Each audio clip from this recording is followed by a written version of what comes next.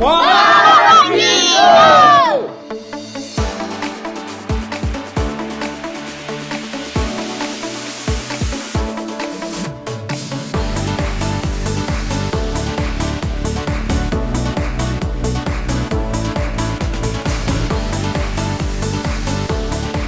Pastor Gustavo, pastora Kátima, sejam bem-vindos, é um prazer recebê-los. Acabamos de ter um evento maravilhoso aqui na nossa comunidade, testemunho maravilhoso, sem palavras, nos impulsionou com certeza, nos motivou e nos deu ainda uma visão com certeza muito maior do que é ser um casal, do que é ser uma família. Mais uma vez sejam muito bem-vindos ao canal do Fala Marquinho e fiquem bem à vontade aí para compartilhar algumas experiências com a gente aí também. Amém, uma honra estar aqui contigo. Muito obrigada. Hoje, como diz assim, muitas pessoas ou vem primeiro o esposo ou vem primeiro a esposa. E dentro desse processo ali, né, do primeiro amor, dentro desse enraizar, né, dessa paixão por Jesus ali, se tem aquela ânsia, né, no coração tanto do esposo ou da esposa, né, quem vier primeiro, de, puxa vida, bem que podia estar aqui comigo, né? Mas só que nem sempre é assim, né? É bem difícil ser os dois entrarem na caminhada ali pela decisão de Jesus e tornarem a sua vida como casal, como família diferente, né? E como manter uma paz, né, diante de uma situação assim? Como manter um equilíbrio emocional, se mantendo nesse aprofundar de enraizar, né, ali o seu coração, a sua vida em Jesus, e ao mesmo tempo sabe-se que tem o conflito emocional e também no espiritual, pois existe uma guerra jogando para não acontecer, né? Como que se mantém essa paz dentro do lar até que se concretize os dois lados caminhando junto? Vou deixar você. Bom, hoje ele vai deixar eu falar, então. Ele gosta de falar, então. Mas algo mudou na nossa vida, né, depois que nós passamos por um processo de cura interior. Ao longo dos anos, a gente só tem se enraizado, como você falou, no Senhor. Então, a gente buscou ler mais a palavra, orar mais. Mas teve um momento chave ali, foi para nós na pandemia, onde estávamos em casa, todos juntos. E o Senhor começou a incomodar a gente como algumas coisas que fazíamos antes. Por exemplo, nós gostamos muito de correr, de fazer atividade física. Então levantávamos, saímos para correr, né, para depois ter o nosso tempo de devoção. E com 3 filhos, vocês sabem assim que às vezes acaba passando o tempo, acordou, a rotina começou e quando você vê o dia acabou e você não fez nada. Você perdeu o teu momento de tempo com Deus. Então a gente ali na pandemia recluso dentro de casa, já a igreja havia iniciado os 100 dias na palavra, porque nós líamos a palavra, mas não tão numa intensidade tão grande. Então a gente começa a ler os 100 dias na palavra, vem a pandemia e ali a gente termina esse processo dos 100 dias e começa a ler livros, se aprofundar mais. Então a gente lê um livro que chama Corações Profundos, Revelações Profundas, do pastor Hernani Santos, e esse livro tocou muito o nosso coração sobre a entrega, sobre como Deus se revela àqueles que realmente se entregam. E ele falava também sobre um processo de você acessar um lugar santíssimo, que para você acessar esse lugar santíssimo, você precisaria passar por alguns processos para poder acessar esse lugar. E um deles é orar de madrugada, ter essa comunhão com a palavra e era orar e a questão do jejum, né? Então nós começamos a iniciar isso daí, falando, então vamos começar a fazer isso. Então que o Senhor seja o primeiro na nossa vida, em tudo. Então a gente passa a acordar mais cedo, às 5 horas da manhã, para poder ter, mesmo na pandemia, tá? Para poder ter o nosso tempo de devoção. A gente mergulha na palavra, na leitura e na oração para depois poder fazer a atividade física Sim. e continuar toda a rotina do dia e tudo mais. Isso já fazem 6 anos e a gente mantém essa rotina. Mas eu tenho algo legal pra gente falar, porque pelo que eu tenho entendido, assim, às vezes os casais andam descompensados, né? Isso. Tem gente que tá em Cristo e tem gente que não tá em Cristo, né? E Tá em crise. tá em crise, né? A gente Isso brinca mesmo. mesmo. Mas tem Tá um em ponto aí. crise. Porque quem tá em Cristo tem que pagar o preço pro casamento, talvez, de quem não está em Cristo. É verdade. E eu vejo o seguinte, no que diz respeito à família, a gente sempre, quando aconselha os casais, a gente fala, olha, primeiro você foca em você para cuidar de você e se aproximar de Cristo, para que depois a pessoa que está distante possa ver a transformação na sua vida primeiro. Né? Então, o que eu sempre falo para os casais que tem esse descompasso é: não desanime, não desista, e que a mudança que você deseje comece primeiro em você. Perseverar. E eu tenho visto vários casamentos sendo restituídos dessa forma.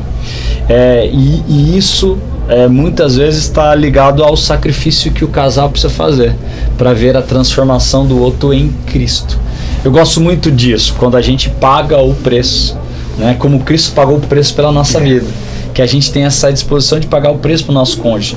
Lá em casa eu tenho um trato, e eu sempre falo que o homem tem que assumir isso. Por exemplo, a Kátima não ora mais do que eu. Eu sempre brinco isso. Ela deu um exemplo agora das manhãs, etc. Então nós acordamos às 5 da manhã, mas quando ela começa uma campanha de oração, eu falo, eu vou orar também. Quando ela começa um jejum, a gente vai orar também. Porque com o tempo, se você começa a entender, né, que o casal tem vivido essa transformação e todos chegam no mesmo lugar, é fácil a caminhada. Então a gente impulsiona um ao outro. Divide, né? Então eu brinco, minha mulher não pode jejuar mais que eu vou junto. Quando ela começa o jejum, tô junto. Quando ela começa a oração, tô junto. E a gente faz a caminhada ficar mais leve. Mas lembrando que talvez um do casal vai ter que pagar o preço primeiro, né, para que as coisas aconteçam. Esse é muito bacana. A pastora falou desse livro. Eu ganhei esse livro que a senhora falou do pastor Mário. Ganhei, ele falou, leia esse livro. É muito forte. Que vai abrir novos horizontes para você. E ficou lá o livro no meio dos outros, né? E de repente eu comecei a ler. Eu tô na metade dele, já tô caminhando já. E realmente é algo que o pastor fala e marca muito isso aí. É muito pontual. Ele fala Quanto da oração, mais da madrugada, do tempo com Deus, né, de Da como quarta o Senhor vigília. de como o Senhor se revela, né? Do período que Jesus orava. Isso. Então a gente falou assim, bom, se, né, esse é o tempo do Senhor se revelar a nós, então a gente quer conhecer essas revelações. Então a gente passou a jejuar como nunca antes, a gente não tinha esse hábito. E tudo começou com pequenas atitudes, a gente não começou, né? Do dia pra Nesse noite, ano né? que a gente começou a ler a Bíblia, como a gente estava em pandemia e recluso, nós fizemos 3 vezes os 100 dias na palavra, nós lemos 3 vezes a Bíblia. De lá pra cá a gente tem um compromisso de ler pelo menos 2 vezes no ano. Se eu conseguir ler 3 no ano, por que eu não consigo 2? Né? E assim a gente vê assim, do nosso compromisso de colocar as coisas do Senhor em primeiro lugar. Então nós combinamos em casa, a primeira hora do dia é pro Senhor. Aí o primeiro dia da semana é do Senhor, é jejum. As nossas finanças, a primeira coisa que a gente faz é a primícia, antes até do dízimo, a gente entrega a primícia, porque a gente entende que tudo pro Senhor tem que vir em primeiro lugar. Então quando a gente entendeu que o Senhor vem em primeiro lugar, o nosso casamento é fortalecido.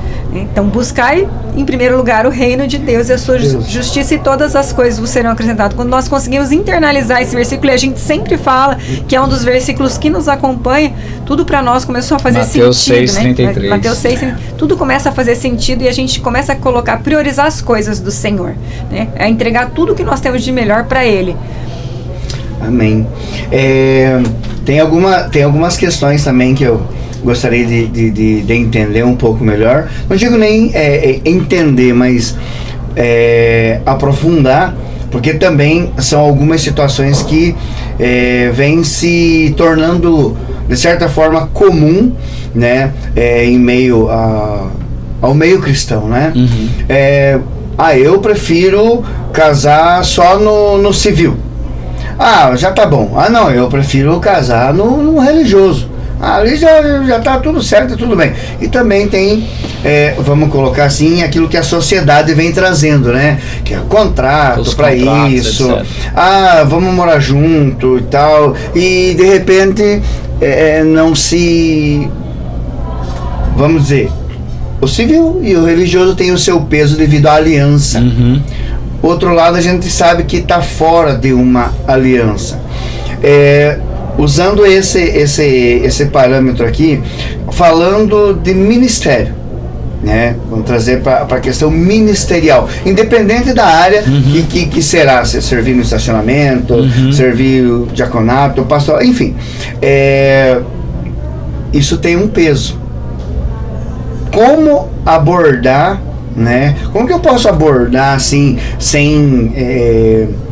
a gente tem que ser muito direto, né? Sem passar panos quentes, sem nada, trazer a verdade, né? Mas muitas vezes as pessoas não estão preparadas para ouvir a verdade e levam como uma afronta, um ataque pessoal, né? Como que a gente consegue abordar essa situação para que se coloque o casal dentro de uma aliança completa para seguir uma caminhada cristã de excelência e ser abençoado e ministerialmente também? A gente costuma dizer que a lei dos homens é a lei de Deus, e aí Jesus dá aquele exemplo, né?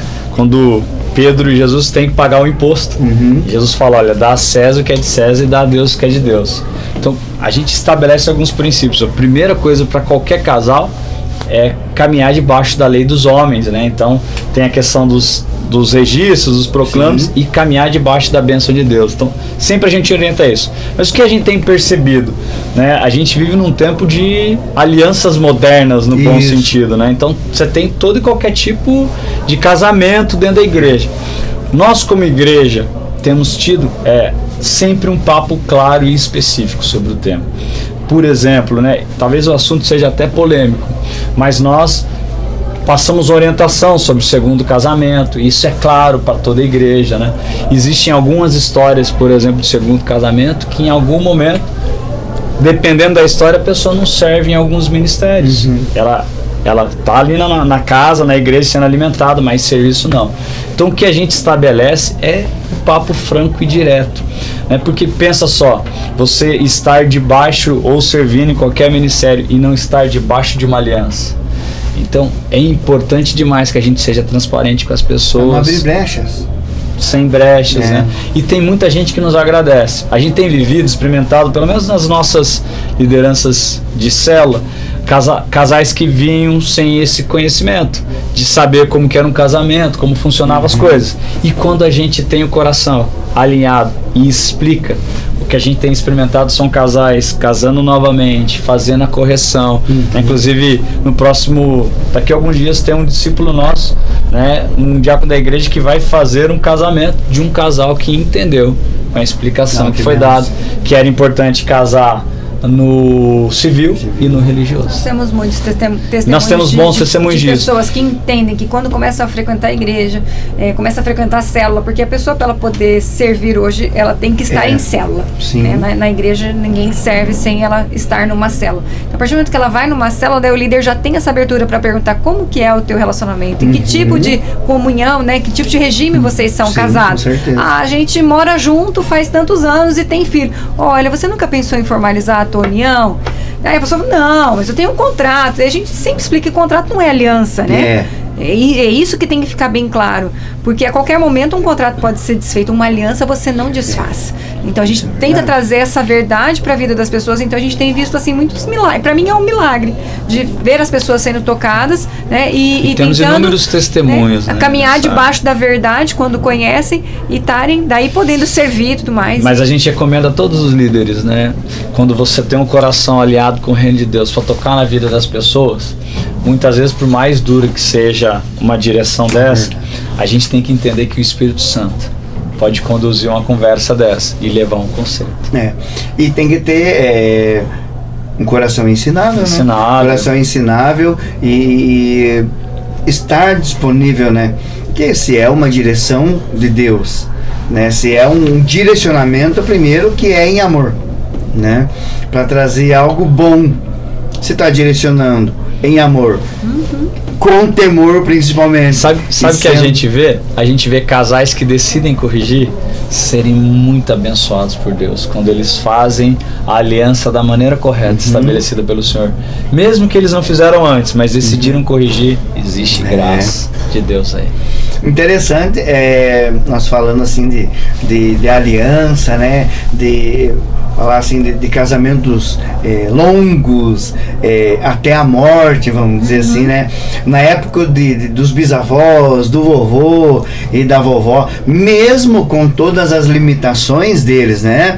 Todas as maneiras mais ríspidas de serem criados ali, né? Dentro da sua realidade ali, o casamento era longo, 50, 60, 70 anos ali, aquele casamento vinha neto, bisneto e tudo mais, né? E eles tinham aquela cara fechada assim, né? Isso aqui é isso aqui, pronto, acabou. Isso aqui é isso aqui, pronto, acabou, né?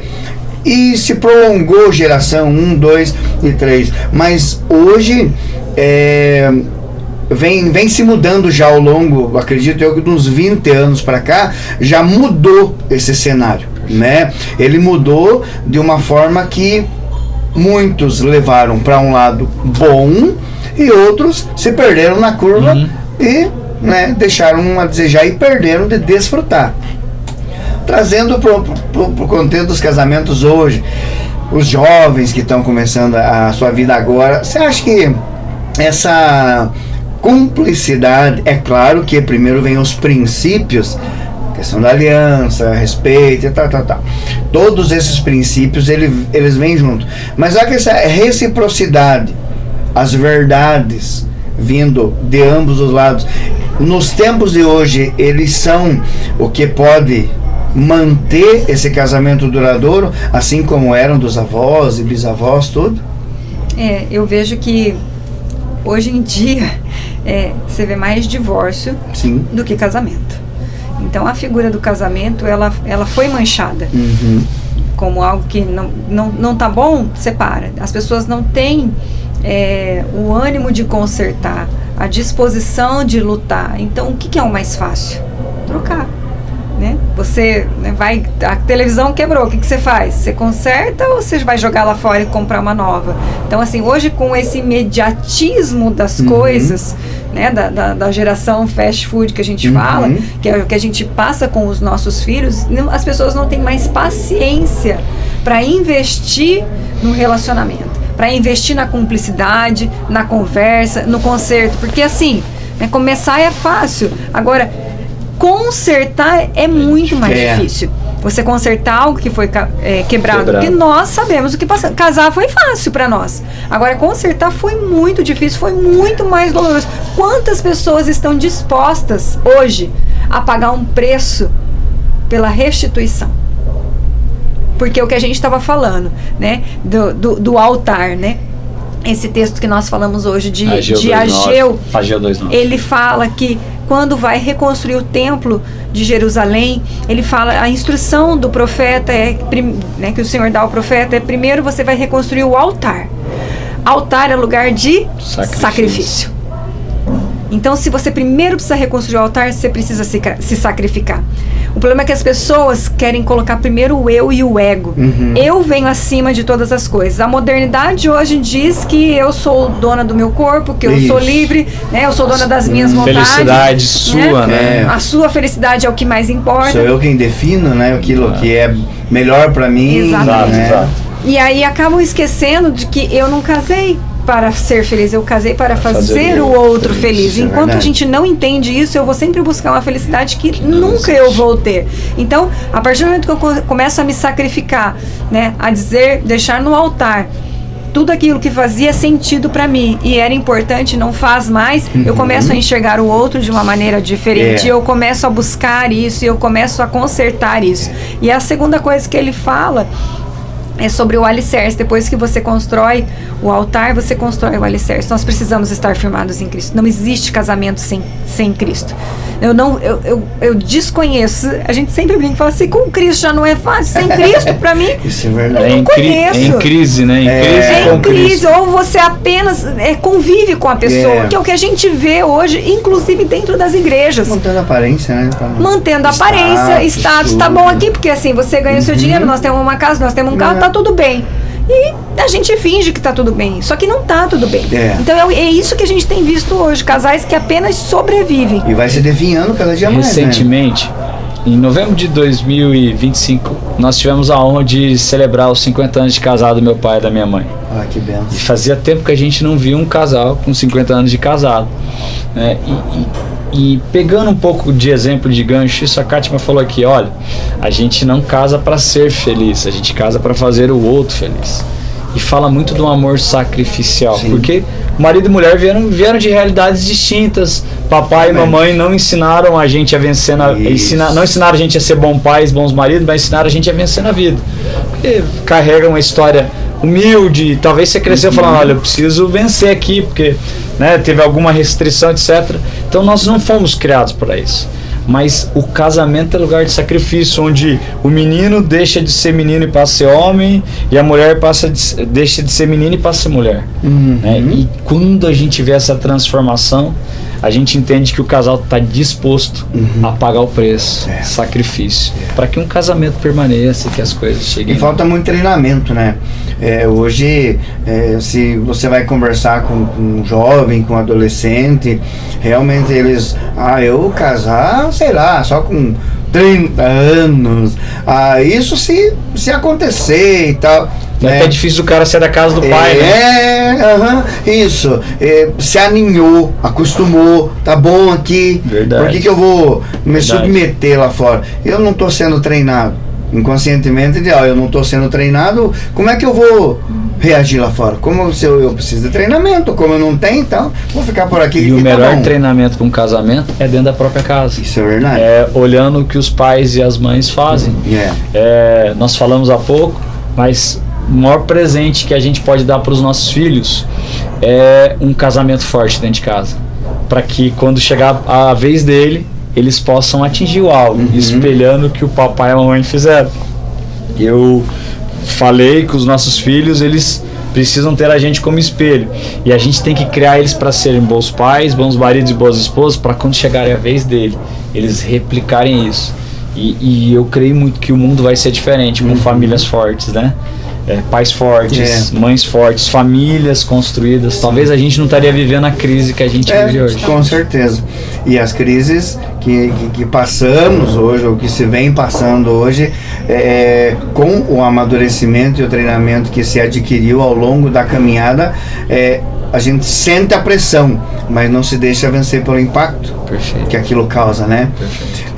Tem algo sim também que hoje nessa questão de tecnologia é muito rápido as coisas, né? Muito, muito, muito rápido. Vocês veem essa questão da tecnologia hoje como um vilão para os casamentos?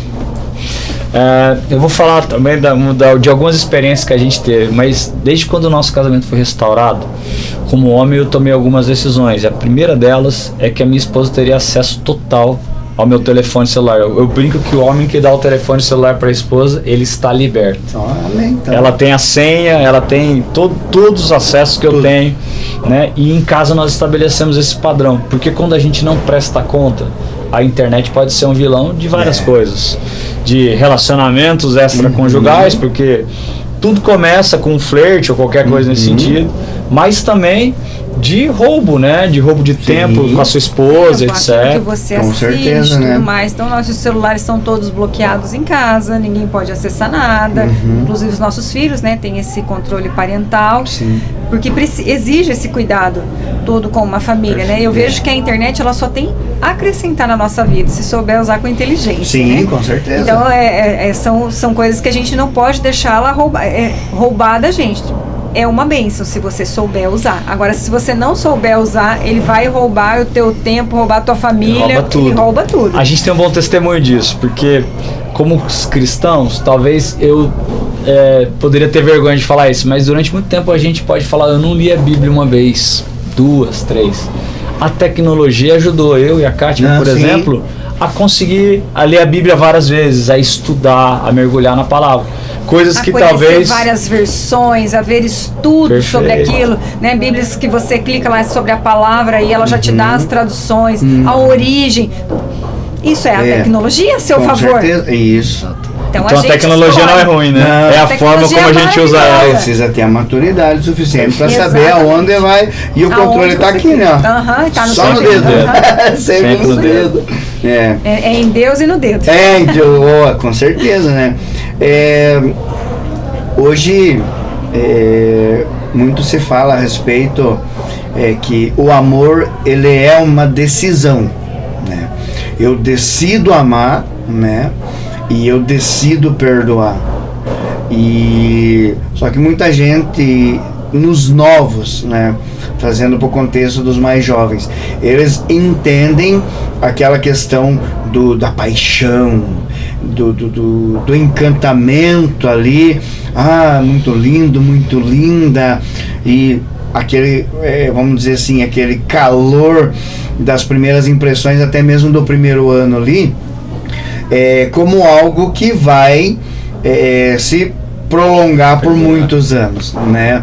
Sabendo que aquilo é apenas o momento do conhecimento, né? E vai se construindo, então, o amor e a cumplicidade ao longo dos anos. Como que eu posso dizer assim? A questão do amor e do amar, ele se torna, mesmo ao longo de muitos anos, depois que se aprendeu que não é só aquele fogo, aquela paixão. Acabou aquilo, acabou. Simplesmente acabou. Como que é uma construção, desenvolver esse amor, ou vamos dizer assim, eu preciso decidir para continuar.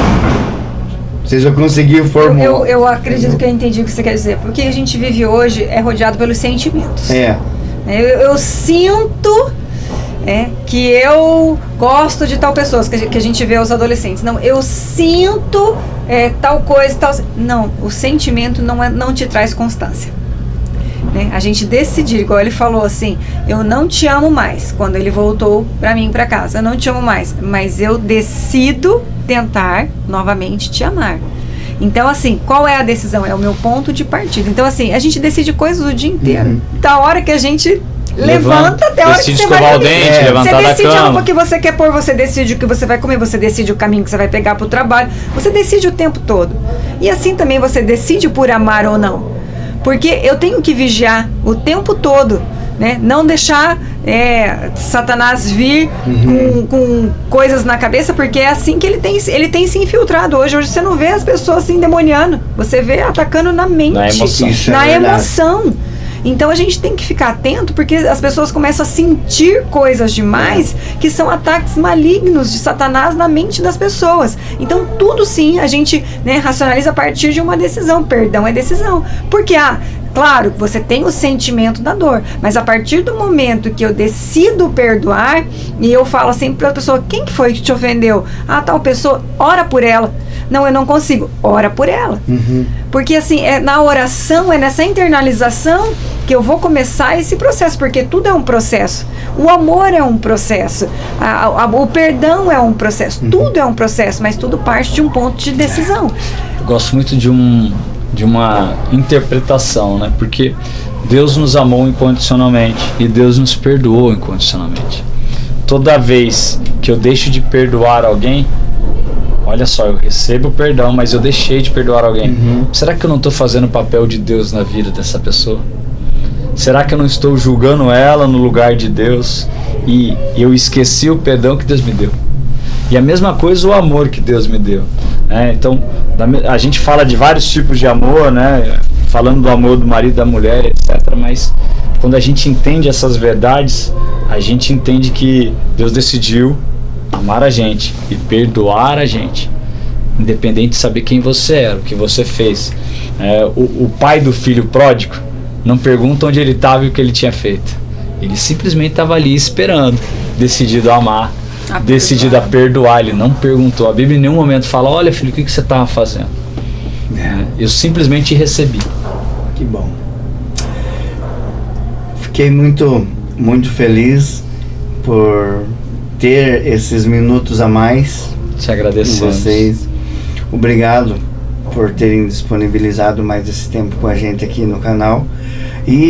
Mas antes de terminar, eu gostaria que vocês deixassem uma palavra para os casais, já que estamos nessa linha casal. Vocês deixassem algo, principalmente para os jovens, para esses jovens casais, né, que não foram treinados, que não foram preparados para os desafios de duas vidas diferentes, caminhando juntos e buscando uma maneira de viver da melhor forma possível, né? Como perseverar, como aprender a amar verdadeiramente, isolando a paixão que vai passar. Vamos lá? Vamos lá? Bom, eu olhando até para nossa história, tudo que nós vivemos, nós casamos muito jovens, nós não aprendemos, mas tivemos bons exemplos. O meu pai e a mãe teve um casamento estruturado até então. A Kátima conta a história dela um pouco diferente da minha, mas existe um segredo no meu ponto de vista, que é persistir com o seu cônjuge, mas persistir em Cristo, porque Ele é o cabeça de todas as coisas, né? A Bíblia fala que a gente deve amar as nossas esposas como Cristo amou a igreja. Então, quando a gente decide permanecer em Deus, independente das dificuldades que a gente tem, a gente consegue avançar no casamento.